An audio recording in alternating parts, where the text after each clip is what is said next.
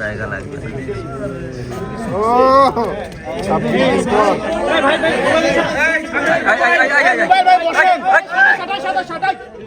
আপনার পিছনে ক্যামেরা আছে, সরান। এই ভাই আপনি এক সেকেন্ড ফিক্স রাখতে পারেন না ক্যামেরাটা?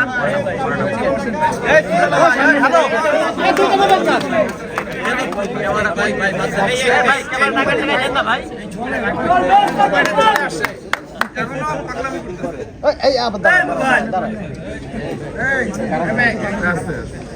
আমি একটা কথা বলতে চাই, শাকিব খান হিরোকে একটু পা ধরে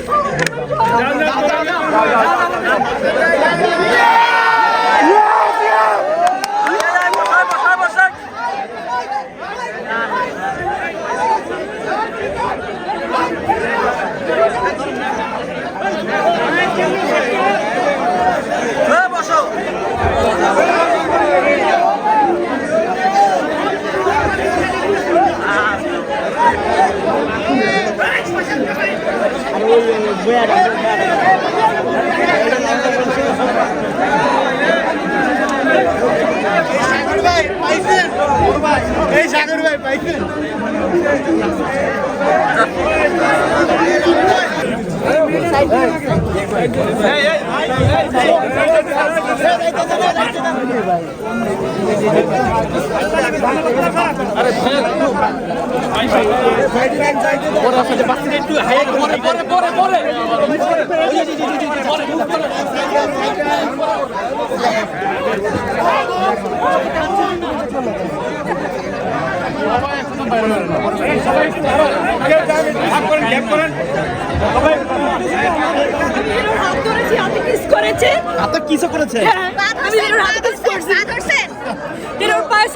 সালাম করেছি। আমি সার্থক, আমি এখন মরে গেলেও সমস্যা নাই।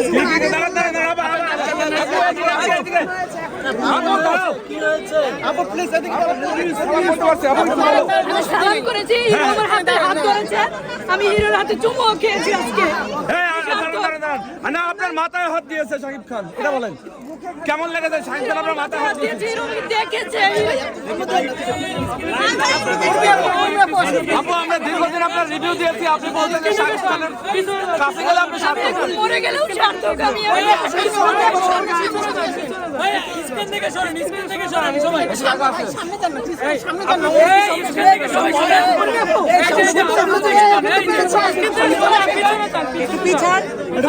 দুজনেই খুব হ্যাপি, আপনারা দেখতে পাচ্ছেন তারা খুব উচ্ছ্বাস প্রকাশ করে কিন্তু হলে হলে ছুটে বেড়াচ্ছে।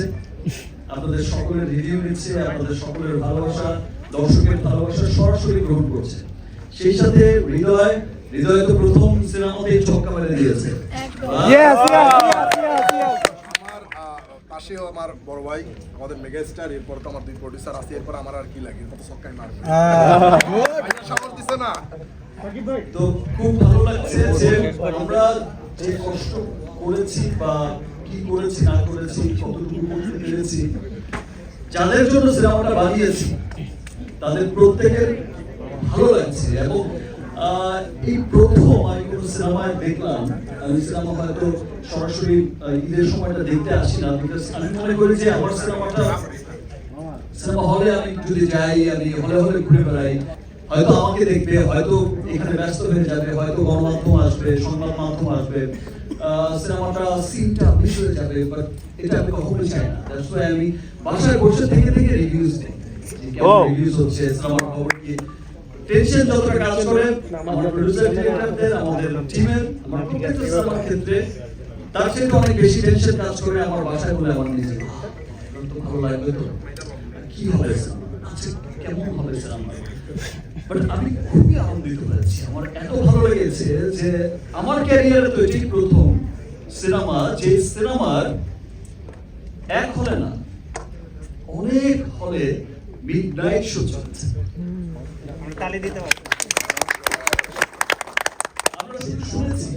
আমরা শুধু শুনেছি যে সাউথ সিনেমায়, সাউথ ইন্ডিয়ান সিনেমায় মিডনাইট শো চলে, ভোরবেলা থেকে শো চলে, 24 আওয়ার্স শো চলে। আমরা যখন বিগ সুপারস্টারদের কথা শুনি, রজনীকান্ত বা আরো বড় বড় স্টারদের, তখন তাদের বেলায় শুধু শুনেছি এই জীবন, এই আজ পর্যন্ত শুনে এসেছি মিড টাইম শো চলে এসেছে, রাত 12টা থেকে রাত 1টা থেকে শো চলে।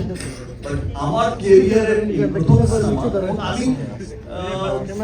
আমি শুনিও নি কখনো যে বাংলাদেশের কোন সিনেমার কখনো মিড টাইম শো চলছে, মানে রাত 12টা থেকে রাত 3টা পর্যন্ত, এবং একটা সিনেমা হল না, সেটা মাল্টিপ্লেক্সে চলেছে। এবং আমি ঢাকার মাল্টিপ্লেক্সে দেখেছি যে 3টা করে মিড নাইট শো দিয়েছে। ঢাকার বাইরের মাল্টিপ্লেক্সে দেখেছি মিড নাইট শো দিয়েছে সিঙ্গেল স্ক্রিন। যে আমি সাভার সেনা অডিটোরিয়ামের একটা পেজ দেখলাম, শুটিং করতে করতে ওরাই দেখালো যে সেখানেও মিড নাইট শো, মানে অনেক সিনেমা। আমি বললাম সংখ্যাটা কত, সংখ্যাটা কিন্তু 15-20 এমন হয়েছে mid night show. That means মানুষ কত ভালোবাসছে সিনেমাটাকে, কত ভালোবাসা দিচ্ছে। এবং প্রথম সিনেমা যেটা কোনো ব্যাড রিভিউজ আমি পাইনি, একটি সিঙ্গেল ব্যাড রিভিউ পাইনি। প্রত্যেকটা মানুষ বলেছে ওয়াও, এই সিনেমাটা দেখে আমি প্রাউড করে বলতে পারি যে আমার দেশের সিনেমা অনেক এগিয়েছে। এবং এট দ্য সেম টাইম আমাদের বরবাদ যখন দেশের মানুষের ভালোবাসা ধন্য হয়ে সিদ্ধ হয়ে যখন দেশের বাইরে গেছে, প্রত্যেকটা কান্ট্রি, ইউএসএ, নর্থ আমেরিকার ডিস্ট্রিবিউটর আমার প্রতিষ্ঠান এসকে ফিল্মস ইউএসএ ডিস্ট্রিবিউশন করছে, এবং আমরা যখন শো ডিক্লেয়ার করেছি তখন তার 3-4 ঘন্টার মধ্যেই নিউ ইয়র্কে আমি শুনলাম যে অল শোজ ফ্যাক্টর, অগ্রিম, অ্যাডভান্স 3 ঘন্টার মধ্যে, 2 ঘন্টার মধ্যে সোল্ড আউট। এবং স্টার সানডে চলছে, সেখানে খুব বড় একটা উৎসব চলছে আমেরিকায়, সেখানে বলিউড সিনেমার দাপট থাকে খুব। সেখানে আমাদের সিনেমার এই অবস্থা দেখে আমাদের শো বাড়িয়ে দিচ্ছে, থিয়েটার বাড়াচ্ছে। নেক্সট সেম অবস্থা আমি দেখলাম আজকে সকালবেলায়। আমি দেখেছি যে আমাকে কিছু মানুষ ইতালির ভ্যানিসের রোমের একটা ছবি পাঠিয়েছে, ভিডিওস পাঠিয়েছে। আমি একবার দেখে ভেবেছি যে এটা হবে হয়তো মধুমিতার সিনেমা হল বা okay fine, it's very good. আজকে এতদিন পরেও সিনেমা এত মানুষ দেখছে, ঠিক আছে, ওয়ার্কিং ডেতে, ভেরি গুড, ভেরি গুড। একটু পরে নিচে আমি যে পাঠিয়েছে তিনি বলল, ভাইয়া দেখেছেন? হ্যাঁ দেখেছি। কোন মধুমিতা? বলছে যে না ভাইয়া মধুমিতা না, এটা তো রোমের সিনেমা হল, ভিডিওটা দেখেন। আমি যখন টেলিভিশন ভিডিওটা দেখলাম আমি জাস্ট স্পিচলেস হয়ে গেলাম যে আমি আসলে কি দৃশ্য দেখলাম। ইতালির রোম এন্ড দ্য ভ্যানিসের খবর শুনলাম যে ভাই সোল্ড আউট হয়ে গেছে, টিকিট শোয়ার পরে সোল্ড আউট হয়ে গেছে। এই যে মানুষের ভালোবাসা, দেশের মানুষের ভালোবাসা, দেশের বাইরে থাকা মানুষের ভালোবাসা। নেক্সট অস্ট্রেলিয়া, নিউজিল্যান্ড যাচ্ছে। অস্ট্রেলিয়া, নিউজিল্যান্ডের তারাও কিন্তু ফুল অগ্রিম টিকিট কাটছে, সোল্ড আউট হয়ে যাচ্ছে। এবং বরবাদ পৃথিবীর যেই প্রান্তেই যাচ্ছে, মানুষের ভালোবাসায় সবকিছু বরবাদ করে দিচ্ছে। বাংলাদেশের একজন আর্টিস্ট হিসেবে, একজন শিল্পী হিসেবে, আপনাদের ভালোবাসার আরিয়ান মির্জা হিসেবে আমার খুব ভালো লাগছে যে আমার দেশের সিনেমা অনেক দূরে গিয়ে যাচ্ছে।